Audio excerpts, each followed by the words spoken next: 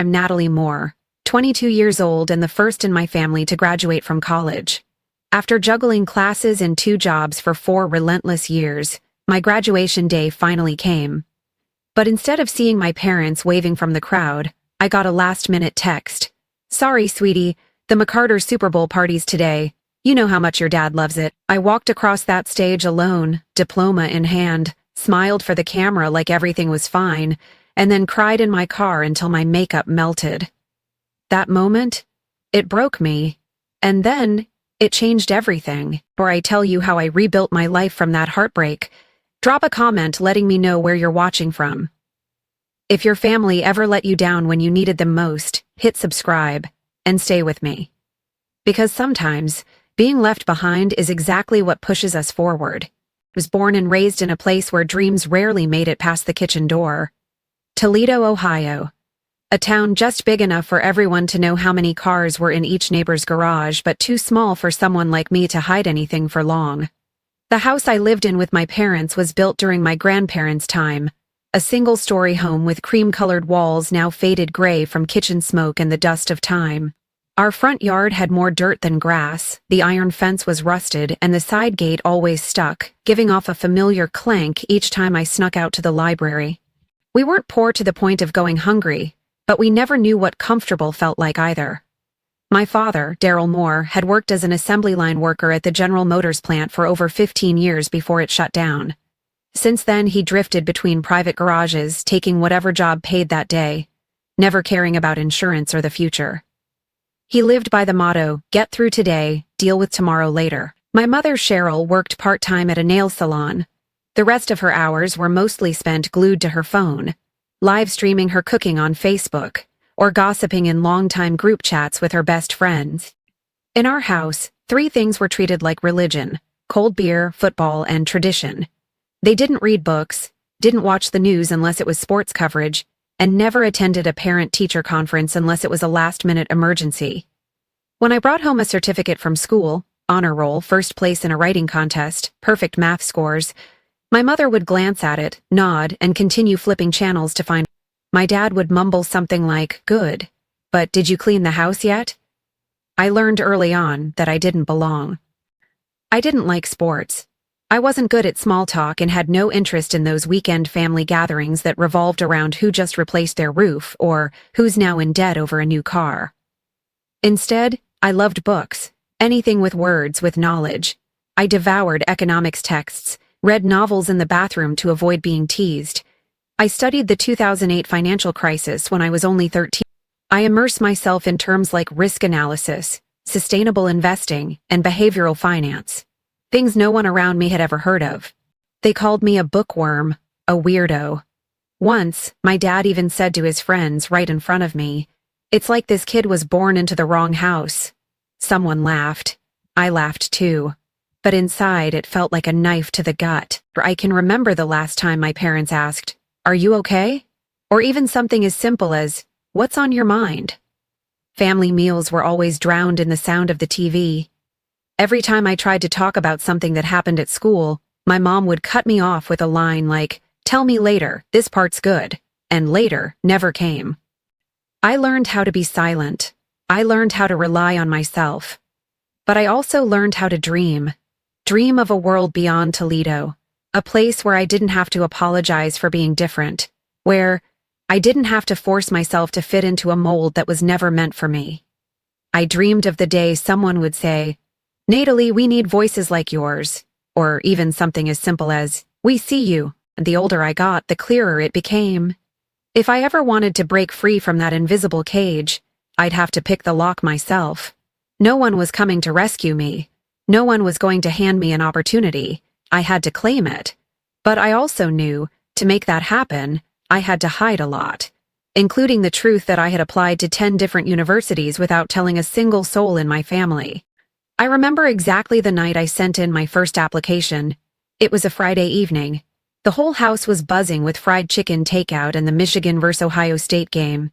My dad had placed a $50 bet on the home team while my mom was flipping chocolate chip cookies in the oven. I was in my room, door locked, using the old laptop I'd worked all summer to buy back from a pawn shop. My hands trembled as I clicked submit, my first application, to the University of Michigan, a school I'd never even dared to say out loud that I dreamed of. I sent out 10 applications in total, all done in secret, late at night when the house was asleep under the dim glow of my desk lamp with the TV buzzing faintly from the living room. I used fee waiver codes from my school counselor, hunted down every small scholarship and grant I could find. I knew one thing for sure: without financial aid, I'd never leave Toledo. I hid the response letters under my mattress. When the acceptance letter from the University of Michigan arrived with a partial merit scholarship, I held it in my hands for almost an hour, unable to believe it was real. Every bit of effort I had poured in had paid off. I imagined sharing the moment with my family. I pictured my mom hugging me, my dad saying something like, "That's my smart girl." But deep down, I knew the reality wouldn't look anything like the dream. And I was right. That evening, while the family sat eating lukewarm spaghetti, my mom had forgotten to turn off the oven. I opened the envelope, placed it on the table, and said, "I got into college, Michigan. They offered me a partial scholarship. I can go." My mom looked up from her phone, raising an eyebrow as if I'd just said something absurd. "Michigan? As in Ann Arbor? You seriously plan on leaving home?" My dad chuckled, chewing his spaghetti before waving his hand dismissively. "That school's full of rich kids. What, you think you're some genius now? Finish your degree and you'll still end up unemployed back here like the rest of those kids from up the block." Then he turned to my mom, grinning. "Told you, girl reads too much, done fried her brain." I sat there, still clutching the letter that just moments ago had felt like a treasure. "I'm not leaving home. I just want a chance. I'll get a job. I'll manage on my own." My mother sighed, slicing into her garlic bread as she muttered, "And who's going to clean the house? Who's going to help me with groceries? You don't just get to walk out on responsibilities whenever you feel like it." No one said congratulations. There were no hugs, no proud smiles. I cleared the dishes like I did every night, then went back to my room, closed the door, and sat on the floor. My emotions swirled like a storm, part joy, part sorrow, part anger, part exhaustion. But more than anything, I felt disappointment. Not because they rejected my dream, but because they didn't even try to understand it. 3 months later, I received the official email confirming my scholarship. I quietly started preparing. Picked up a job at a pizza shop to save what little I could, scavenged used textbooks from the library, and packed the essentials into cardboard boxes I grabbed from the local grocery store. The morning I left, the sky was gray from the previous night's rain. My dad was still asleep as I rolled my suitcase to the door. My mom was deep in a Facebook debate about how to make cornbread without baking powder. I said, "I'm leaving now," but no one looked up. Just a voice from behind. "Don't go wasting money on nonsense." I closed the door behind me, dragging my suitcase down the gravel road I'd walked 1,000 times as a kid. Each step felt heavier than the last. No one saw me off. No one hugged me. No one said, "We're proud of you." But I kept walking. I didn't know what waited for me in Ann Arbor, but I knew one thing for sure. I couldn't go back. Not if I still wanted to become who I was meant to be. I arrived in Ann Arbor on an August morning with the early mist still clinging to the red-tiled roofs and the trees whispering overhead. The bus station was nearly a mile from the dorms, so I dragged my cheap suitcase along the uneven sidewalks, weighed down not just by my belongings but by a loneliness that was beginning to seep into my joints, into every step I took. The dorm I was assigned to had 3 floors. My room was a small corner on the 2nd floor. Just a single bed, a desk, and an old wooden dresser. I shared the room with Priya, a 3rd-year law student from New Jersey, Indian American, sharp, organized, and so direct it intimidated me at first. But Priya was also the first person to ask me a question that, on the surface, seemed simple. "Coming all the way out here, did your parents drop?" I didn't know what to say, so I just forced a smile and nodded. I wasn't ready for anyone to know the truth, that I'd boarded a Greyhound bus like someone fleeing a place that had never truly welcomed her. During my very first week, I landed a job at a little sandwich shop called Gracie's Subs, 6 blocks from campus. My schedule quickly filled. Full-time classes in the morning, work from 2 to 8, then studying late into the night. It became a cycle. Class, work.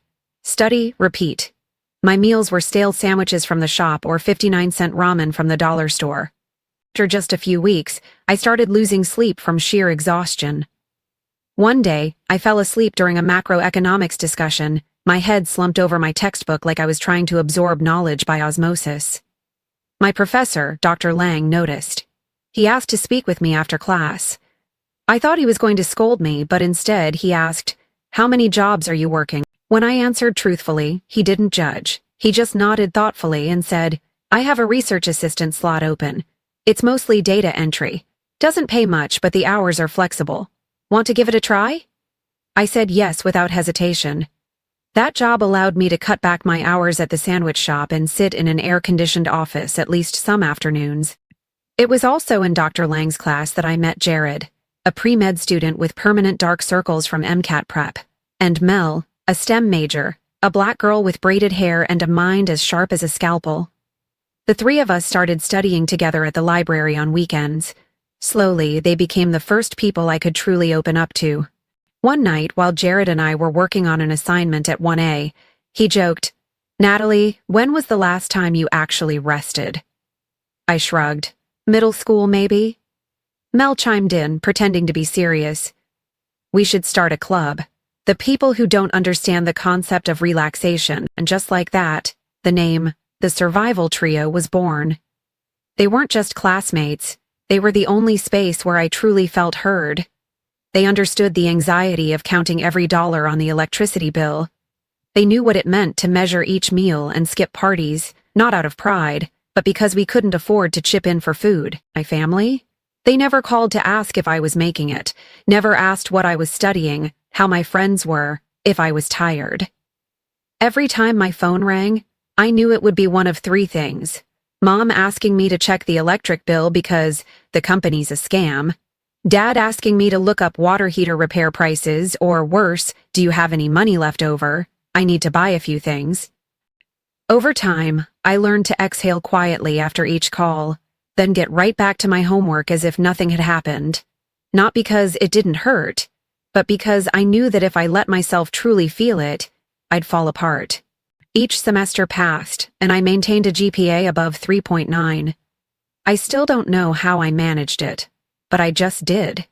I threw myself into books, into work, into anything that could help me forget I was living a life that felt like a shadow. And then, 4 years went by faster than I ever expected. My final spring arrived bathed in soft golden sunlight and a race against time to finish my senior thesis. I was nominated for a prestigious internship at a sustainable investment firm in Austin, and my friends soared too. Jared was accepted into medical school, and Mel got an offer from a nanomaterials research program. We, the Survival Trio, had climbed through every layer of dust, every hidden crack, every invisible barrier. We stood strong at the summit of our own making, ready to step across that final threshold, graduation. And me? I believed, with all my heart, that this time my parents would come. They had to. How could they miss the day their daughter became the first college graduate in the family? I had started planning for that day, 3 months earlier. I mailed an official invitation to the house, complete with a campus map, parking instructions, a list of nearby restaurants, and a handwritten note. "I already booked the hotel room, so you don't need to worry about anything." I even called my mom directly to confirm they got everything. She picked up, her voice unusually excited. "We got it. Don't worry, sweetheart, there's no way we'd miss your graduation, right?" Hearing those words, I felt tears welling up. I had waited 14 years to hear them. I booked a hotel near campus, almost $400 for 2 nights. That was 3 weeks' worth of work at Gracie's, every shift, every tip scraped together. But I didn't mind. I called it an investment in a memory worth making. I also reserved a table at Via Rossi, an Italian restaurant, just classy enough to mark the occasion, but not overly extravagant. I even pre-selected the menu, the vegetable lasagna I remembered my mom liking, and the red wine braised beef my dad once called a dish you remember for life. Every week I called home to count down. 6 weeks left, Mom and Dad. "Yep, I'm counting the days. Only 3 more weeks. Yeah, your dad's out looking for a nice shirt to wear." I held on to those replies like a lifeline, each word a knot in the rope of hope I'd clung to my entire life. But like everything else in my story, that rope began to fray. 3 weeks before graduation, when I brought up parking passes on campus, my mom changed the subject, saying, "I'm cutting fruit. Honey, you're talking too fast." 2 weeks out, I texted her a photo of my graduation dress. She replied with, "A pretty machete, but that same weekend, the McCarters are throwing the biggest Super Bowl party ever. They're even hiring an outside chef." I froze. The McCarters. Super Bowl. 2 words I'd heard over and over growing up. Our famously extravagant neighbors who hosted massive parties every year. But this time, the Super Bowl weekend fell on the same weekend as my graduation. "I thought you said you were definitely coming," I texted. It wasn't until the next day that I got a reply. "Your dad's shoulder is acting up. He can't drive that far. You know I'm not good with highways. And Linda asked me to make cheesecake. She's counting on me." Stared at the screen. My hand clenched so tightly it turned pale. The graduation ceremony was scheduled for 10 a.m. on Sunday. The Super Bowl didn't start until 6 p.m. The drive from Toledo to Ann Arbor was just over an hour. They absolutely could make it. They just didn't want to. I texted, "Mom, this is the day I've spent 4 years working toward. It's also the first time someone in our family will graduate from college. It's a big deal." She replied 5 minutes later with just one sentence. "Don't make such a fuss, honey. There'll be plenty of other occasions." I bit my lip hard and went silent. I didn't send anything else. I went to pick up my graduation gown and cap from the student office. When the staff member handed me the pressed black robe and the cap with a shimmering purple tassel, I turned away quickly, afraid she'd see my eyes already turning red. Still held their seats at the ceremony. Second row, left side of the stage, 3 empty chairs. The night before graduation, I prepared everything, carefully. My dress ironed, shoes polished, honor cords draped around my neck, and my name listed in the commencement program, Natalie Moore, GPA 3.93, Pi Beta Kappa. At nearly midnight, I left my parents a voicemail. "Tomorrow's graduation. The ceremony starts at 10. I've saved your seats. If Dad's tired, Mom can drive. Even if you're late, I still hope to see you. I'll be waiting." The next morning, I woke up at 6. Got dressed in silence. Pulled my hair back into a neat bun. Dabbed some blush so I wouldn't look too pale. I left the dorm early, walking through a morning fog so thin and gray, it felt like a sorrowful veil settling over my chest. Campus was packed. Everyone had someone. Some kids brought grandmas in wheelchairs. Little siblings ran through the grass wearing t-shirts printed with their graduate's face. Laughter, names being called, the click of cameras. It all rose like waves crashing around me. Walked to the student check-in area. In the pocket of my gown, I kept my phone, just in case my parents arrived late. At 9:52 a.m., the screen lit up. My heart clenched. But it wasn't a message, it was a Facebook notification. Cheryl Moore had just posted 3 new photos. I tapped to open. The first picture was a food table overflowing with cheesecake, snacks, and chilled beer. The second showed my mother with Linda, both grinning in matching team jerseys. The third was a group selfie in front of a giant TV screen, captioned, "Super Bowl Sunday greater than any other celebration." I checked the time. 9:56 a.m. I stood frozen.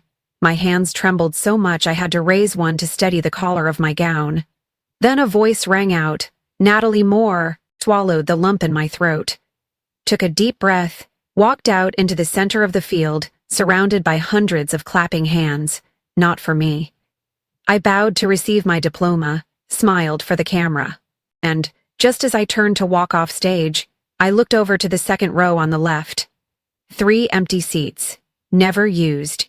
After the ceremony, while everyone gathered for photos with their families, I slipped past them quietly, avoiding cameras, avoiding the pity in people's eyes.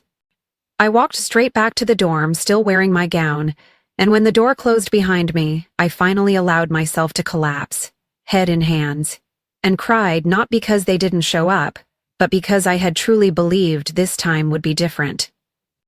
2 days later, my phone rang again. It was my dad. I answered, my voice still raw. "Hello?" His voice came through, light as ever. Hey Natalie, I need a favor. The roof's leaking. Looks like the back half's shot. The repair guy says it'll cost around $3,200. Your mom said you got some graduation money. And in that moment, I realized, to them, the degree I held mattered less than a roof repair invoice. I don't remember how I ended the call. I just remember sitting on my bed afterward, motionless for nearly an hour. Phone face down on the pillow. Eyes locked on the tiny crack in the ceiling. That one sentence kept echoing in my head. Your mom said you got some graduation money. Not a single, congratulations, you did it. Not a, we're proud of you. No questions about how I felt. Not even a hint of regret for not showing up. Just a request. Once again, they needed something from me. I felt like an emotional ATH. 22 years of being approached only when they needed to withdraw something. Money, energy, patience. Even the last ounce of tolerance I had left. And the worst part was that I had let it happen for far too long. That night, I didn't sleep. I quietly opened the graduation photos Lily had sent me. Pictures of me standing with my friends, still smiling despite my red, puffy eyes. Photos of me receiving my diploma, sunlight catching the folds of my gown, creating a glow that looked radiant but felt utterly hollow. I opened my laptop and logged into the employee portal of GreenCap Investment Group, the company I had accepted an offer from 3 weeks earlier, a financial analyst role in their sustainable investment division based in Austin, Texas. I typed a short email to the hiring manager. Due to unexpected personal circumstances, I'd like to ask if it's possible to begin earlier than my original start date. I'm ready to relocate to Austin anytime. The next morning, I got a reply almost immediately. We fully support the change. The company will provide 2 weeks of temporary housing. Please let us know your flight details so we can arrange your welcome. I read that line over and over like it was a lifeline. A new city. A place without words that cut deep. A space where I could begin again, this time, carrying no one's expectations but my own. I packed my things. Not much. A few changes of clothes, my laptop, textbooks, and a single framed photo of me with Jared, Mel, and Priya from an all-night study session. People who had stood beside me simply because they cared, not because they needed anything from me. Before I left Ann Arbor, I called my mom. I'm moving to Austin next Tuesday. I can't help with the roof right now, and I need some time to sort things out in my heart. When I'm ready, I'll reach out. Silence on the other end, and she replied, her voice tight with restrained irritation. You're talking like we did something terrible. Family helps each other. Don't forget who raised you. I bit my lip, trying to keep my voice calm. I haven't forgotten. But helping should come from love, not from guilt or obligation. I didn't wait for her to say anything else. I just whispered, goodbye, and hung up. That evening, I went back to the old pizza place where our group used to meet. Jared handed me a small leather-bound notebook with a note inside. Write the next chapter, in your own language. Mel hugged me and said simply, Austin has no idea what just hit it. I laughed, genuinely. For the first time in weeks, that laugh wasn't part of a performance. On Tuesday morning, I rolled my suitcase out of the dorm, taking one last look at the campus that had become my second home over the past 4 years. I didn't know exactly what awaited me in Austin, but I knew this. I was bringing with me the only person I could truly count on, myself.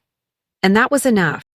As the plane lifted off, I looked down at the tiny rows of houses below, feeling as if I was leaving behind not just a city, but an old version of myself. A version that had spent too long chasing validation from people who were never going to give it. I wasn't angry at them anymore. I had simply let go. Austin greeted me with blistering heat and a strange new air. Freedom. The temporary apartment GreenCap had arranged was on the 12th floor of a modern building in South Congress, with a view that stretched out to the city skyline like a promise. It was small but clean, with a tidy kitchen and floor, to selling windows that let sunlight pour in every morning. I had never lived anywhere like it, where nothing reminded me of duty and everything whispered instead, this is where you begin again. The first week at the company passed like a dream. Kind co-workers, a a manager who genuinely cared, and no one pried into my personal life unless I chose to share. I had lunch with a few fellow new hires, walked home past scattered cafes, and bought the first bouquet of flowers I'd ever bought for myself, placing them in a glass jar on my desk. A simple act, but one that made me feel like I had control over something, however small. I hadn't called home. I hadn't texted. I wanted to give myself space. To be someone new, untethered from the roles of the good daughter or the family support bank. I needed to see what life felt like without my mother's criticism, without my father's skeptical gaze. To see if breathing could come easier without them, and it was easier to breathe. Until one Saturday morning. My phone started buzzing nonstop, one missed call after another. After 7 months of complete silence, the name Mom lit up on the screen like nothing had ever happened. My chest tightened out of instinct, but this time, I didn't tremble. I didn't answer. The text came a few minutes later, short and casual. Dad and I are thinking of visiting Austin. Found cheap tickets for next weekend. Are you free? I stared at those words like they were a slow-moving wave inching its way back to shore. Not a single check-in for half a year, and suddenly they wanted to drop by? I wasn't sure what the real reason was, but I knew my parents. They didn't go anywhere just to visit unless there was a specific agenda. Hours later, I replied, carefully neutral in tone. If you come, you should stay at a hotel near downtown. My apartment's too small to host guests. My mom read the message immediately, but didn't reply until that evening. And when she did, it came with a list of hotel options and a follow-up. Is this one close to your place? Pricey. Are you sure we can't stay with you? I held the boundary I had worked so hard to build. I'm sure. I need my own space to work. Expected anger. At least some passive-aggressive guilt-tripping. But no. The next message came back unusually sweet. All right then. I'll book the hotel for 2 nights. Make sure you find time to see us, okay? In the end, I agreed to meet. Partly out of curiosity, partly because I felt strong enough to face them. They arrived on a Friday afternoon. My mom stepped out of the taxi holding a bag of homemade cookies and wearing a smile that didn't quite reach her eyes. My dad looked noticeably older, more gray, a fuller gut, still wearing that same tired plaid shirt, his shoulders a little more stooped. I hugged them, just enough to be polite. They hugged back, but I could feel the mismatch between us. I was an updated version of myself, and they were still the people who never understood why I had changed. That first evening, I took them to a Tex-Mex spot near downtown. My mom smiled awkwardly through most of the meal. My dad stared at the menu like he couldn't believe a taco costs almost $10. They asked a few polite questions about work. I gave them a summary. Finance firm, ESG investments, data analysis, risk evaluations for renewable energy projects. Mom nodded, but her eyes were still on her plate. Dad took a sip of beer, then suddenly set the glass down and said, "Actually, we came to Austin because there's something we need to talk to you about." I set my fork down, heart sinking with instinctive dread. I knew that line. I had heard it my entire life, he'd continued. My old buddy Doug. He's starting a small real estate company. Kind of a startup, you know? Needs some early investors to get in on the ground floor. They're eyeing a suburb outside Dallas. If he can get about $5,000 up front, he says you can buy in as a shareholder. I figure with your finance background, you'd see the value in something like this. My mother chimed in, her voice sweet like artificial honey. Of course, we're not pressuring you. We just really thought this could be a great opportunity for you to help the family a little. I looked at them, the pair who had never once put me ahead of a football game, a meal, or a neighborhood party. The pair who let me walk across that stage alone, and then called afterward only to ask if I had money. And now, after flying thousands of miles, their reason for finally seeing me was to ask me to invest in my dad's friend's business. I placed both hands on the table, clenched them tightly to stay calm. Then I looked straight into their eyes, for the first time, without flinching, and I asked, quietly but clearly, "Did you come here for me, or for the money?" Silence. The air around the table turned cold, solid. My mother let out a tight smile, leaning forward, her voice gentle, but something underneath that softness felt rehearsed. "Sweetheart, Why would you say that? We're your parents. We came to see you. It's been so long. The investment thing just happened to come up, that's all. I didn't reply. I just looked, silent, holding their gaze like I was daring them to see everything they had always avoided. My father crossed his arms, leaning back slightly, his lips tightening before finally snapping. That kind of talk is disrespectful. I flew all the way out here, and now you're acting like we're freeloaders. I took a deep breath, heart heavy, but this time I didn't look away. No, Dad, I'm just trying to separate love from obligation. Every time we needed family, we were an option. But whenever you needed something from us, we became a duty. My mother set her napkin down with a dry laugh. You're blowing this way out of proportion. It's a small thing. You talk like we're villains or something. I shook my head gently. I couldn't cry anymore. The pain had crystallized into something clearer, like a scar that no longer stings, but cools when touched by the wind.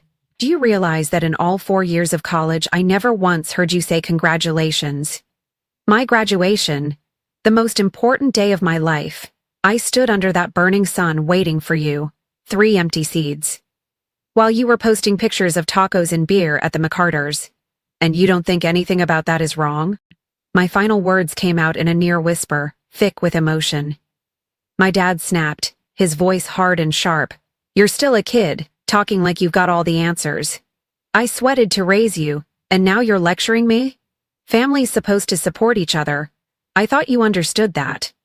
I looked at him, and for the first time saw it clearly. He didn't think he was wrong. He only saw my resistance. And to him, that meant I was ungrateful. My mother turned to me, her eyes beginning to glisten. She always used tears as a kind of passive weapon. Sweetheart, I know we've made mistakes. But you're so cold. Do you think it didn't hurt us when you left and never called? My reply came in a voice so calm it startled even me. I didn't leave. I walked away from a relationship that only ever flowed one way. And that's the only thing that kept me alive. Stood up, picked up my wallet, left my card on the table. I'll pay for this dinner. Like I've paid for everything else, including trust. My father called after me, voice rising with frustration. If you walk away now, don't expect us to open our hearts again. I turned back one last time. You don't need to open your hearts. You just need to learn how to look back. As for me, I've already learned enough. I walked out of the restaurant. Austin had just seen a light rain. With every step, it felt like I was shedding a weight I had carried on my back for years. I walked home, raindrops speckling my jacket, my heart in knots, but lighter than it had ever been. The message came close to midnight. Can you drive us to the airport tomorrow morning? Taxis are expensive here. I didn't respond right away. I brewed a cup of hot tea, sat by the window, watched the city lights shimmer, like veins of life I never thought I'd be allowed to touch. Then, slowly, I picked up my phone and typed, "From the hotel, walk 3 blocks to the metro rail station. The red line goes straight to the airport. $3.25 per person. Safe travels." I set the phone down, turned off notifications, and returned to the warmth of my own space. Opening. No more waiting. I knew I had done the right thing. I had chosen myself, and this time, I didn't look back. 1 year later, on this very day, I stood on the trail circling Ladybird Lake in Austin, my sneakers dusted, the early morning breeze brushing gently through my hair. The sun had just risen, casting a soft golden glow over the water. No one was beside me, and I didn't need anyone to be. I came here alone, but I was no longer the girl in the black gown who graduated in silence. I was Natalie Moore, senior financial analyst in the Sustainable Investment Division at Greencap Investment Group. I had my own small apartment in East Austin, with bookshelves I built myself, photo frames filled with laughter, and a cat basket by the sun-drenched window. I had a life no one handed to me. I built it, brick by brick, breath by breath. After that final confrontation with my parents, things didn't go completely silent, but quiet enough that I felt safe in the distance I had chosen. My mother still sent messages now and then, mostly about the neighbors, the weather, or gossip from Toledo. I responded politely, briefly, never letting those words find their way into my heart again. Drew clear financial boundaries. No transfers. No joint investments. No emergency rescues. I sent birthday cards with modest gift cards. I was no longer their backup bank. I was an adult with the right to say no. Last week, I was invited to join the advisory board for First Suggestion college students at the University of Michigan, a program supporting those without a family history of higher education. I said yes immediately, and this morning, I'm meeting a girl named Alina, a junior from El Paso, unsure whether to pursue a degree in economics. She messaged me that her parents want her to be more practical and choose something less risky. I smiled sadly, reading those words, because in that short sentence, I saw a reflection of my younger self, and for the first time, I realized I no longer felt stuck in my past. I live in the present, a present I chose. I still go to work every day, still dive into reports, but now I also carve out time for myself. Saturday afternoons at the farmer's market, Wednesday night board games with my new circle of friends, and I no longer feel guilty for enjoying something simply because I want to.